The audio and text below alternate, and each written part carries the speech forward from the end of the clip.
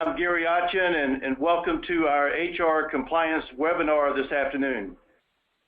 We will be addressing key topics that are very timely in our evolving compliance environment per our recent email. During the next 45 minutes, ACA reporting and ERISA requirements will be targeted, along with potential solutions if interested. Also, I'm pleased to report this is our first version of our ongoing HR series.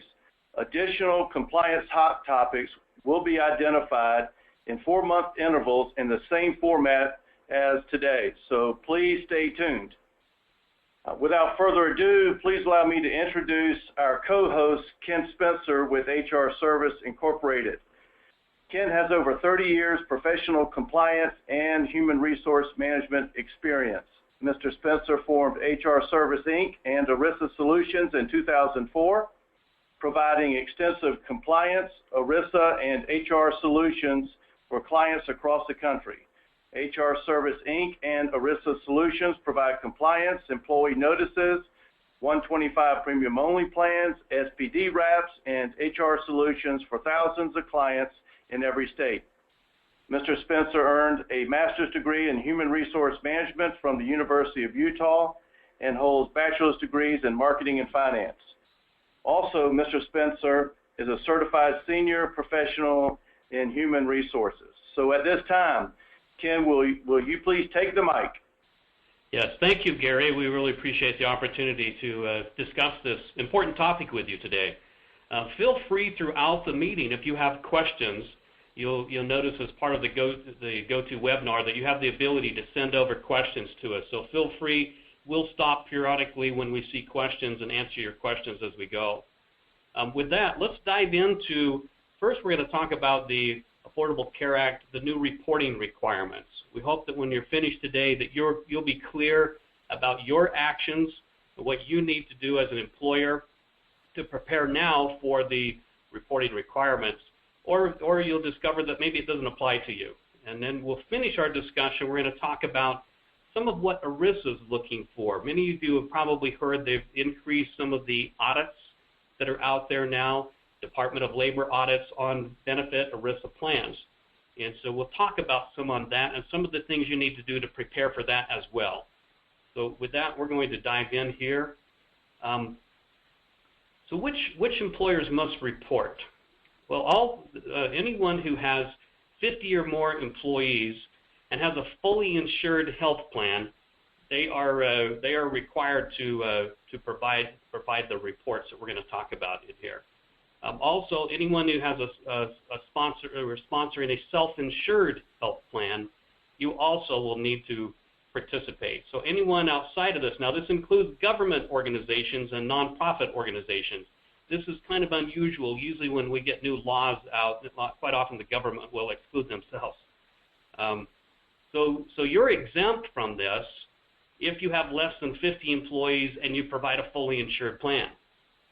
But you'll need to monitor that and make sure that they have what's called the applicable large employer. So at whatever point you cross that 50 threshold, you want to track that, because then you'll have to begin providing those reports the following year. All right, so the information that we're gathering, the first report that's due comes out in January 31st of 2016. But that doesn't mean that we can sit around and wait until that time frame, because we're going to report on data for 2015. So that means we need to start taking some steps and some actions now so that you're ready, you're not caught off guard when it's time to complete those reports. All right, so there's two main areas of reporting. And the first one has to deal with this section 6055, code 6055, and it has to deal with the minimum essential coverage. So here in an organization that is an applicable large employer or provides a self-funded plan, they have to be able to demonstrate that they provided minimum essential coverage. The second part of this is the employer's responsibility, 6056, where the employer has to demonstrate that they've made it eligible for someone to participate in a plan. So not only were they providing coverage, but they were eligible to participate, and you need to be able to provide information about that. So we're going to go into some details about each of these and what you need to be able to report on and what kind of information you want to start tracking now. And then we'll finish with some recommendations and some steps to help you make this process go smooth. All right, let's take a look at Form 1095-C. So 1095-C is if I'm an employer with 50 or more employees and I have a fully insured plan. Actually, same for a self-insured plan. If I have 50 employees, we would provide this form to all of our employees. So if you look at some of the kind of information that you have to have here, a lot of it we have in our payroll systems: the name of the employee, their social security number, our name, our EIN, address, this kind of information. Some of the new stuff, when you get down into Part 2, now you see here, we actually have to demonstrate, did we offer coverage to this employee? Were they eligible to offer coverage throughout the year? We have to count for that month by month, or there's a section here that we can say we did it for all 12 months. So you have to be able to complete this basic information, and then this is given out to employees in our report due the same time W-2s are due, January 31st. Okay, so this is a form that we're going to prepare now. Part 3, if I am a fully insured plan, I don't have to worry about providing this. And now if I'm a self-insured plan, then I have to provide this information. So you'll see as you go down here, now all of a sudden, if I'm a self-insured plan, I have to have dependent information. I've got to know their kids, their spouse, their social security numbers, their dates of birth. All of a sudden I'm getting all this new personal information that I'm having to gather and track. And so you have to make sure if you have a self-insured plan, there's some additional information you need to get. If it's a fully insured plan, then you don't have to worry about that. This information is reported by the insurance company then. Another point I wanted to make is if you have less than 50 employees and you have a fully insured plan, I mentioned before you're exempt from having to do these reports and reporting. That reporting will be completed by the insurance providers. So anyone where they're getting their individual plans, or if they're going through the exchange or wherever they're getting their insurance, they'll be reporting to the IRS this information. That's why you don't have to worry about it. But if you have 50 or more or a self-funded plan, then you have to complete this form. So 1095-C is what we give to the employees. Okay? If we come down here to 1094-C, so 1094-C, now this is the transmittal form that I'm going to fill out and submit into the IRS as the employer. So here I'm providing all details about my organization. You'll see, lots of questions. Now I'm reporting on my whole group. So you see in here I have to put information about, did I provide minimum essential coverage over all 12 months? Did I provide a number of full-time employees, total number of employees? All of these questions I've got to answer. This is there's 3 pages in this section, as well as other, the ALE is applicable large employer members, so ALE. Now, both of these forms and documents have good detailed instructions at this point in time. There's still a few things that the IRS is working out, some of the details, and there may be some minor changes. But from what we're hearing, the information that we have here now should be sufficient. If we're tracking and gathering this information now, we'll be ready to complete these reports in 2016. All right, let's go through some of the kind of data that you're needing to gather. And I've mentioned some of this already, but if you're gathering, you of course have to have your name and address, EIN, your calendar year, a contact person and phone number. You're going to need to be able to show that you've offered full-time coverage for the employer and employees, and an opportunity to enroll in minimum essential coverage. You also need to be able to show the months that the coverage was available, their share or cost, or the full-time employee share of the lowest cost of the monthly premium for self-only. That's the only piece of information we'll have to track.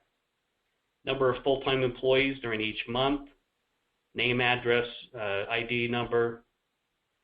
Now, it's a good way to look at this is think of this as if we are like completing the W-2s, because in essence, we're providing a report to the IRS. Employers report to the IRS on coverage. Actually, it's 1094C is what we're sending to the IRS. 1095C is what we give to the employees, and then the employers we provide that report to the employees. As in fact, you can give it to them at the same time you're giving them the W-2s. You can give them that information at the same time that you're mailing those out. A couple of important things to give some consideration to. There's what's called common ownership, and so if you're associated with another organization, and a lot of there's some specific definitions that tie into this. I'm not going to go into all of them today, but just keep in mind that if you're associated with another organization, maybe you only have 25 employees, and you have a fully insured plan, so you're thinking, okay, I don't have to worry about this. There's what's called the common ownership, where you may still need to be considered an applicable large employer because of your association with that other large entity. So you want to look into that in more detail. So if that applies to you, make sure that you're reading that correctly, because you don't want to be surprised and all of a sudden go, oops, I've got to provide this information. Okay. Now there is a simplified employer report if you have if you have less than 50 employees and you have a fully insured plan. There's a simplified version of that report that is 1095B and 1095C. So there's a simplified version of the report that you can use. If you don't do this report, you're not submitting things on time, there's some pretty stiff penalties. It could be as much as $200 a day per return, $3 million max. So it is very important that you that you keep current, that you're timely with your reports. The reports themselves, when you're submitting them in, depending on your organization size. In fact, if you're doing it electronically, the reports are they're due to the IRS by February 28th of each year. If you're filling out a form with what you're submitting in. If you're submitting in a form by electronically, then it's due March 31st. So that's a report that you're submitting into the IRS. The report you give to the employees, the 1095Cs, you need to make sure you're giving them that one by January 31st, 2016, as we've mentioned already. Okay, if you have any questions about this, please let me know. I'm going to go through some final steps of recommendations to help you to make sure that you're keeping on top of this. So the first thing I'd recommend is that you look at the forms. So take a look at 1095C, 1094C, and make sure that you're clear the kind of information that you're going to need to track, and look at putting in place processes and systems so you're tracking that information. Also develop a process and as well as the documentation that shows who's full-time and eligible status. So you're going to want to make sure that you're going through, there's what's called a measurement period, where you want to make sure that you've selected a measurement period where you define who's eligible for insurance. And those, of course, eligibility is defined now as someone who works 30 hours or more. And so the measurement period, could be could be 90 days, 6 months, 12 months. 12 months is probably the more common one that will be used. But you'll look back over whatever your measurement period you select, and you look at the hours worked for each of the employees and see who averages the 30 hours or more, and then that defines them as full-time. Develop a process to collect information about offers of health coverage by month, so that you're showing that that you've made available the minimum essential coverage to someone. And then take a look at your ownership relationships. Are you part of a controlled group? So this is especially applicable if you have less than 50 employees and you're wondering, hey, do I really need to fill this out or not? If you have 50 or more, then obviously you're going to take care of it, and you But if you're part of a controlled group, you may submit in your information just within that controlled group, so you may not do it separately too. So that's a choice that you'll make when you look at that. Discuss your reporting requirements with your payroll provider or some other third-party administrator. This is very critical. We find there's a lot of organizations out there who are specializing in helping with this kind of service. You may be able to just manage it on your own within your own system, and that's a choice you'll have to make. We recommend you start by talking to your payroll provider, because a lot of them are getting on board. A lot of them have systems in place. They know that it makes a lot of sense for to track through them and with them. So I would start there, and then from there make sure that the kind of information you need to begin tracking and implementing is in place. Now there's some other entities and organizations that are providing this kind of service. Gary, did you want to go through and talk to them about a little bit more about this? Yes, we're as our agency is presently vetting a UVA certified resource that does purely measurement tracking and this reporting. We've already been on a webinar this week with them, and we look forward to hopefully engaging in the next couple weeks to provide another solution for reporting requirements. Okay, so you'll get some more information out once you get those kinds of details to those who want this. Absolutely. Great, thank you. Okay, so make sure that you've got those systems in place. I mentioned this in the beginning, so that you can begin to track that data now, so you're not surprised when you're trying to pull this information together and all of a sudden you don't have the data. So that's why it's important to, if you haven't done so already, get moving on that process. Okay. Well, I'm going to shift our discussion now and talk a little bit about some other important areas for you to be on top of. The Department of Labor has a division that oversees ERISA. And so ERISA applies to all health and welfare benefit plans, medical, dental, life, disability. It also applies to retirement type programs as well. Our focus today is just on the health and welfare for our virtue of our discussion. But they have increased their audits. We had a 15-person company that was audited just a few months ago. We had a 40-person company that was audited. The broker for that company actually called the auditor and said, "Why are you auditing this group?" And the response that they got was that they are auditing all plans by 2018. Now, I think that sounds like a pretty lofty goal, and I don't see how they could possibly do that. But that was the statement we heard. And we're hearing rumors that they have hired thousands of additional auditors. That part's not a rumor. They have hired thousands of auditors. And so this seems to be a big push as it relates to the healthcare reform. I believe they're really pushing to make sure that people are compliant and possibly even looking for revenue. If you're audited, or when you're audited, because it's our opinion that at some point everyone will be audited. And at whatever point that you're audited, this is a very high-level view of what kinds of things they're going to look for. So they're one of the first things on the questionnaire. The process is they send you a letter, and the letter will be a 4 or 5 page document, and they ask almost the same questions. And some of them don't apply because they ask questions that cover whether you're self-funded or fully insured, or they ask questions even as if they think you're 100 or more, like maybe the 5,500 reports apply.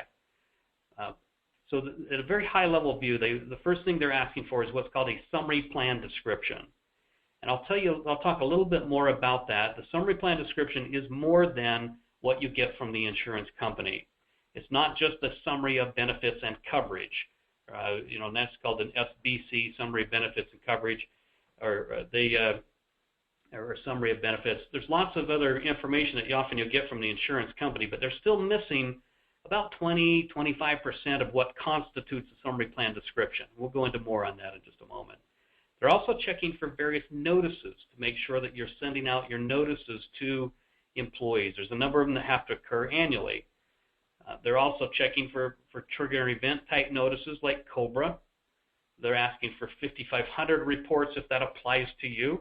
So if you have 100 or more participants on a given plan, then that applies, or if you have a self-funded plan.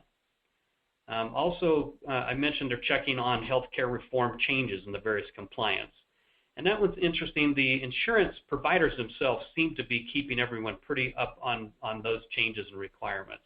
So I don't see that they're going to find any holes there. But nonetheless, there's a very high-level view of a lot of other questions and information that they ask.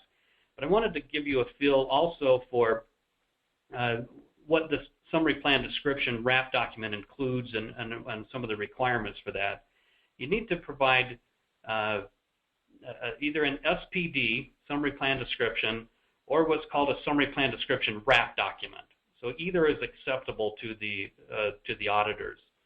The difference between the two, you could individually finish out and complete a summary plan description for your medical, your dental, your life, your disability, etc. Any benefit plan that you're offering as a group, or anything that's being paid for on a pre-tax basis, those all are required to have summary plan descriptions. Alternatively, you could have what's called a summary plan description wrap document, or an SPD wrap. What a wrap document does is it creates one overall plan document, one overall SPD. It wraps around all of your component plan documents, all of your component plans, medical, dental, life, disability, etc. So it creates one overall plan document, SPD, for all of them together, and then it pulls in the required ERISA language. So a lot of companies are looking to that as an easier way to take care of this SPD requirement. Some of the kinds of information that's missing is I've summarized in here. For sake of our time today, I won't read this whole list, but I'm happy to get you more information on that. But there's a lot of information like eligibility, what happens when a plan terminates, some details on each of the plans that ERISA says they want you to have in order to constitute a summary plan description. The summary plan description has to be, or the wrap document, has to be distributed to all participants once every 5 years. And then you have to give a current summary plan description or wrap document to all new hires.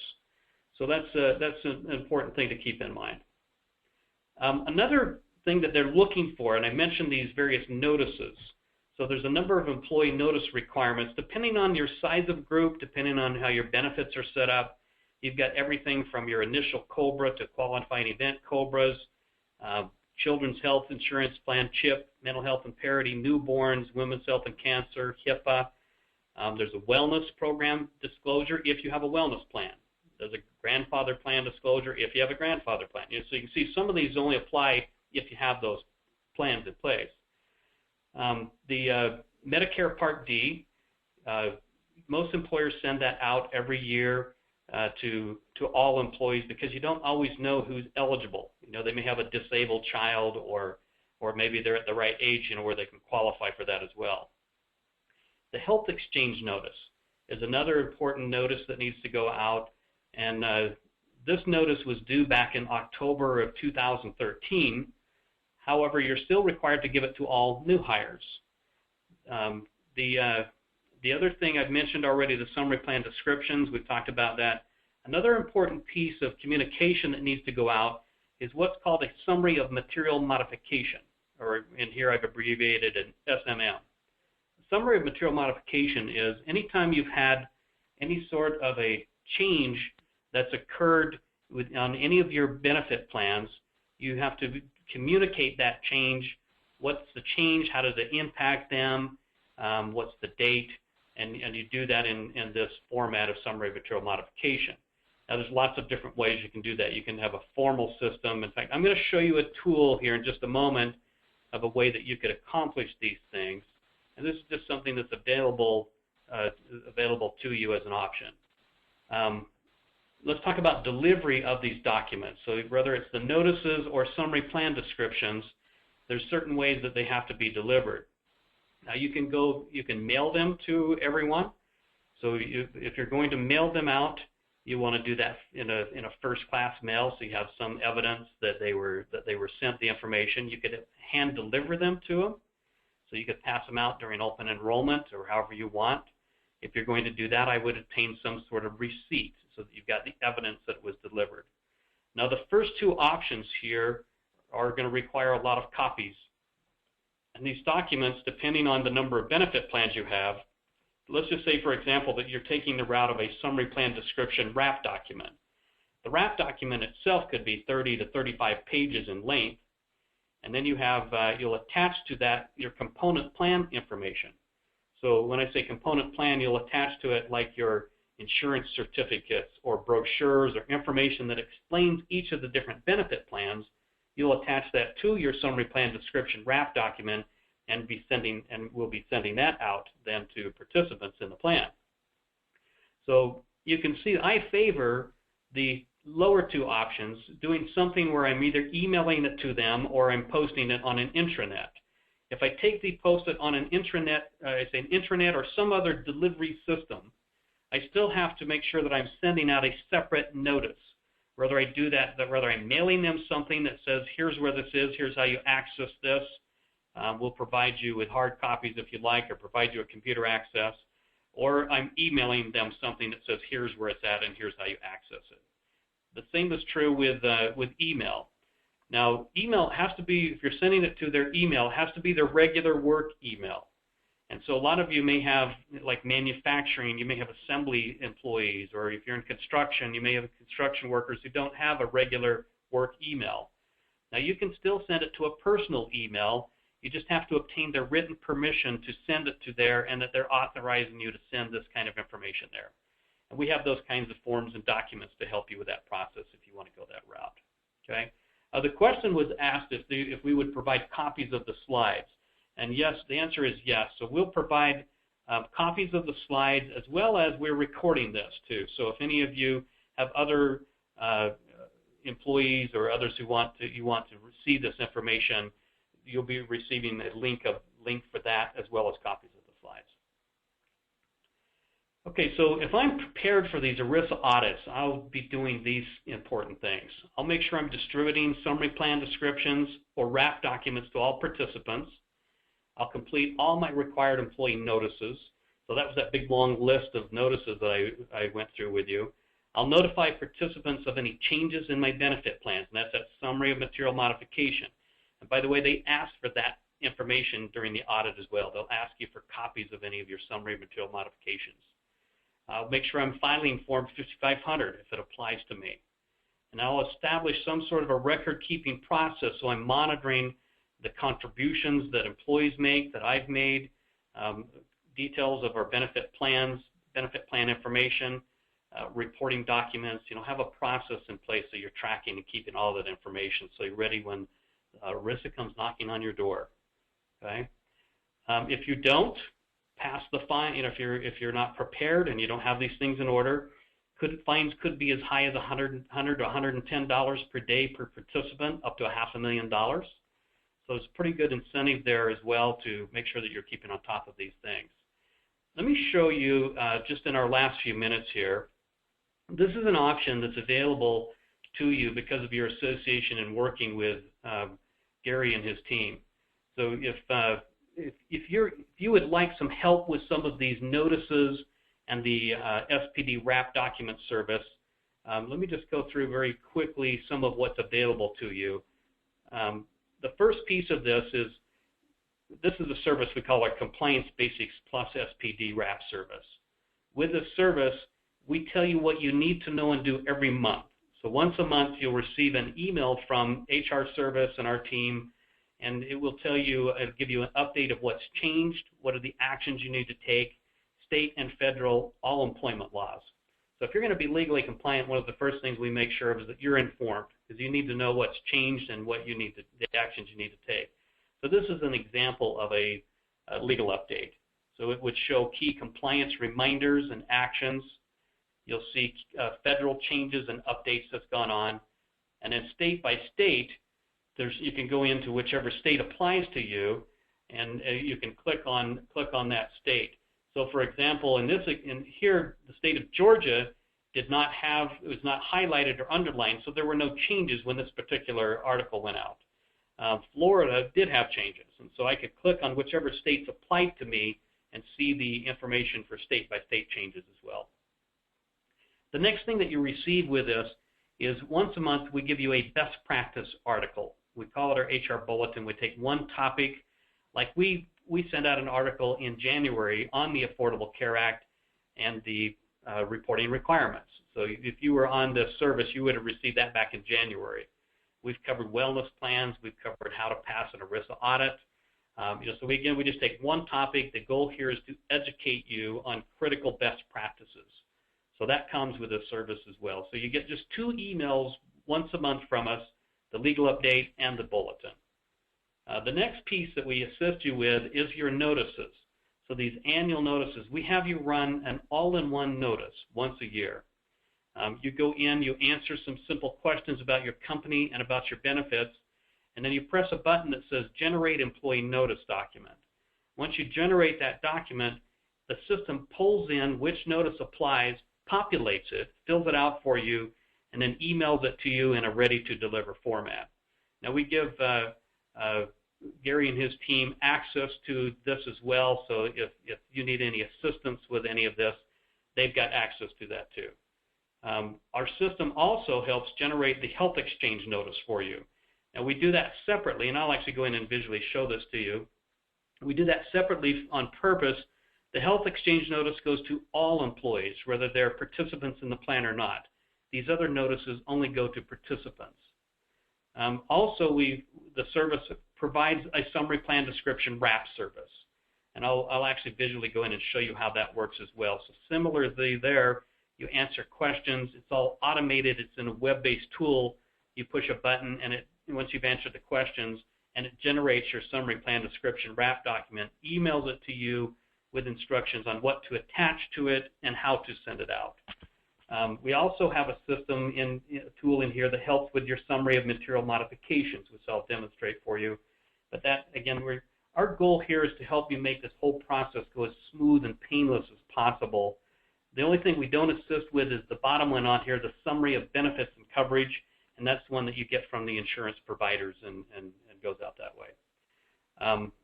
Let me do this. I'm going to close out and actually go in and show you what that looks like. So if I go into our website at hrserviceinc.com, and if I were a client or an employer and I had received my login information, I would go in and I'd log into the system. So if I log into the system now, once I log in, I immediately have access to a number of different tools and resources here to help me with my compliance. So for example, I could go in and there's a HIPAA toolkit in here. I could click this Start Here button. I could go in and discover what level of HIPAA applies to me, what are the steps I need to take to be HIPAA compliant, and then I can come back here and go in here and see all the forms, documents, and policies that I may use as templates to help me create my HIPAA program. So the goal here is, again, is to give you the tools and resources to be self-sufficient and fully compliant with all of the employment laws, especially their emphasis here is on all of the ERISA laws. Now, I mentioned that all-in-one notice. If I wanted to, I could go under Employee Notice Report, and actually answer the simple questions in here under my company profile, answer questions about my benefits. The answers to these questions is what pulls in which notice applies to me.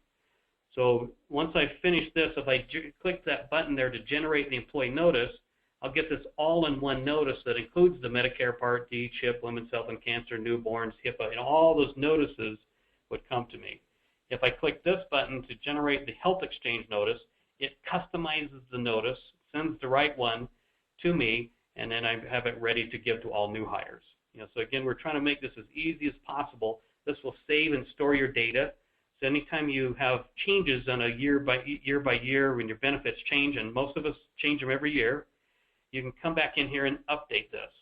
Our system will automatically remind you, if you put in a date here for your medical renewal month, we remind you 30 days before that it's time to go in and run this all-in-one notice again.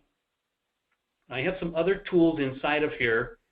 If I wanted to come out here and access any past legal updates, I can also search for legal topics. So if I just wanted to go in and find out information on some important topic, I could search for it here either in alphabetical order, or if I hit Control F, I can actually search for a topic.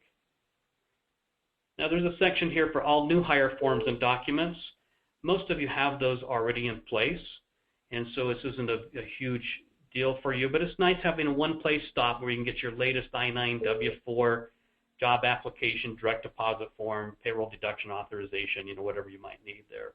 So all of those things are there at your fingertips. I can access all of our best practice articles.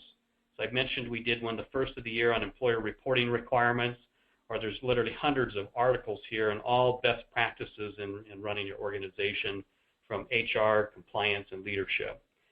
Once a year, we also give you a compliance calendar.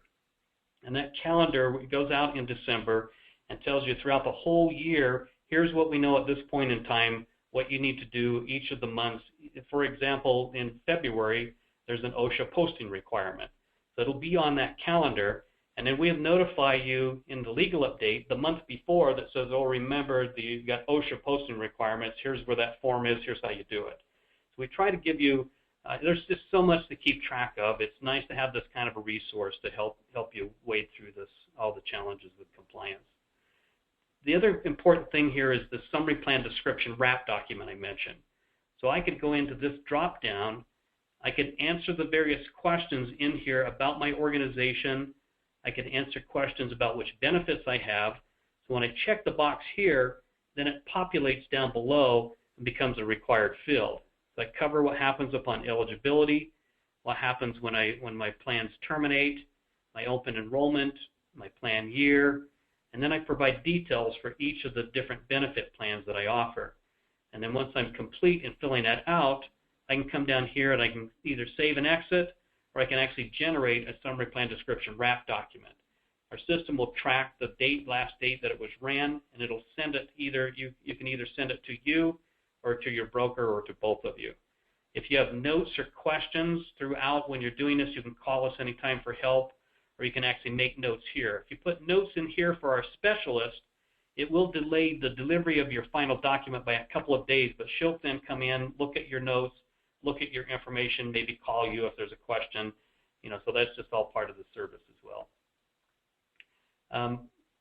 The last thing that I'll show you in here, there's an optional, we have the summary of material modification, and this is very simple to complete these in here.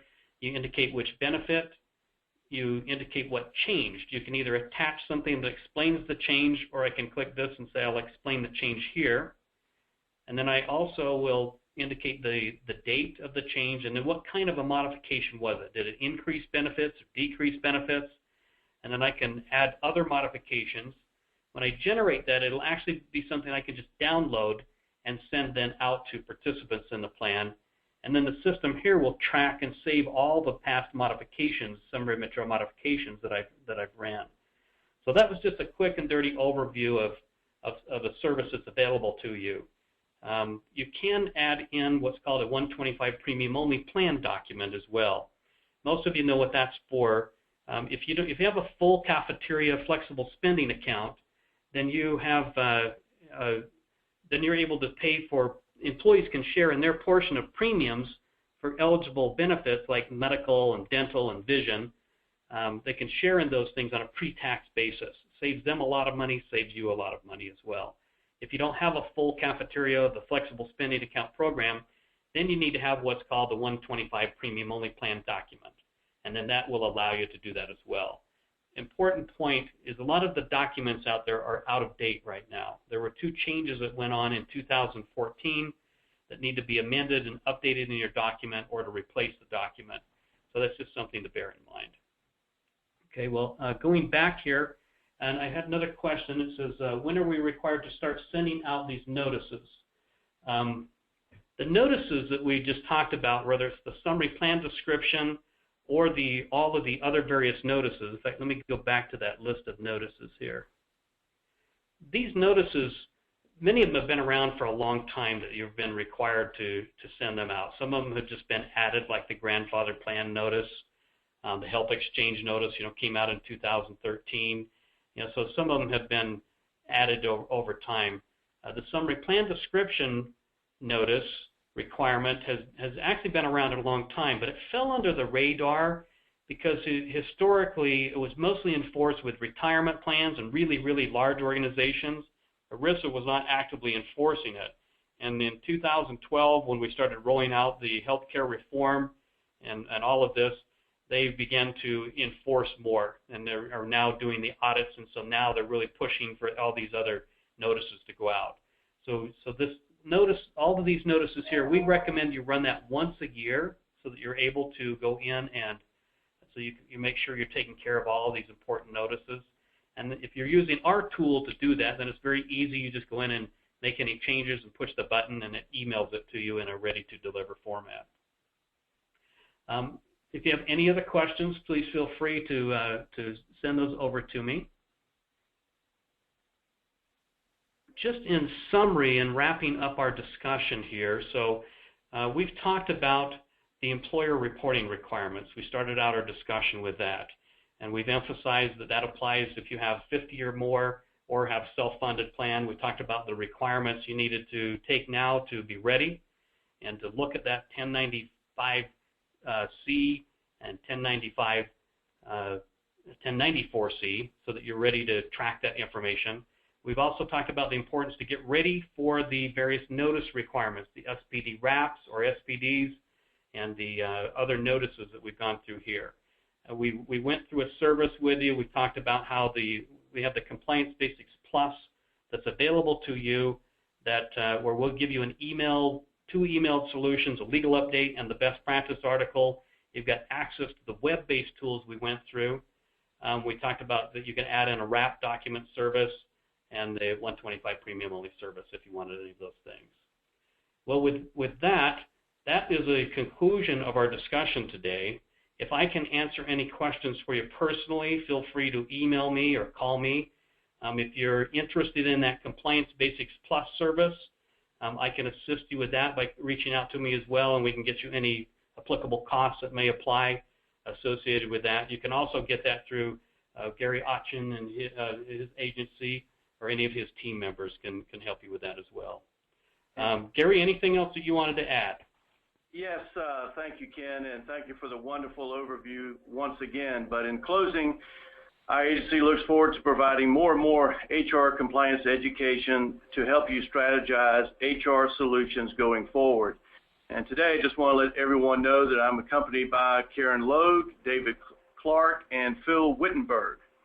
And as everyone knows, if you have any questions on or need any help with compliance or anything else, we're here to assist.